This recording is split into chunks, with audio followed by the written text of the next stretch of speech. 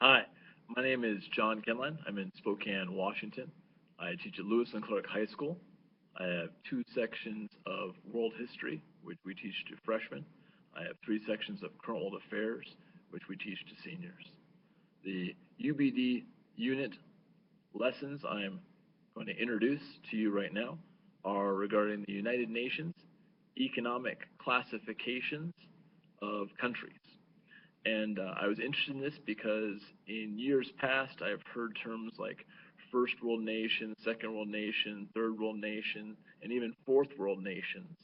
I've heard more developed or mostly developed countries. I've heard lesser developed or least developed countries, MDCs and LDCs, and I wanted to really get to the source of what is actually being used right now by the United Nations.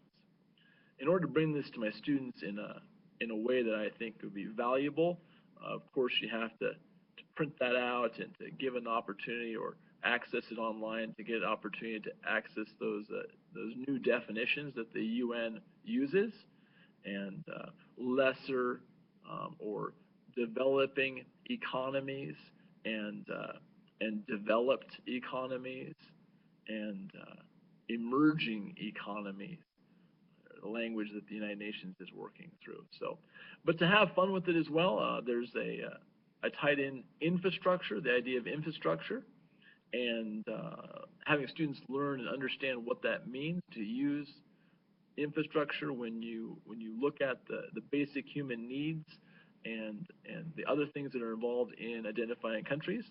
And there's a game out there online right now called EduGuessr, and I enjoy it very much, and students have taken off on it as well. So it's included in the unit two separate times. One initially on the first day, and then actually as one of the closing activities on the final day as well. The unit continues on with the pictures for what foods an individual family, a family unit would purchase in countries from around the world. Many people have seen the material world posters where a stereotypical or standard, a typical family would bring all their belongings out, take a photograph of it. This is a similar concept from a book I had come across. Many people have used it in the social studies, and it shows the foods that are purchased by the average family in a week, and it provides perspective for students. And then I'm able to address food scarcity, food abundance issues, and tying all back into infrastructure, and then tying back into where would you think that this country fits into the United Nations country classification for economic classification. So I'm at about 3 minutes and 15 seconds, and thank you for taking the time. And this link is a part of my UBD unit plan, and then I'll post it wherever else I can figure out where it's supposed to go. I'm looking forward to the feedback, and thanks.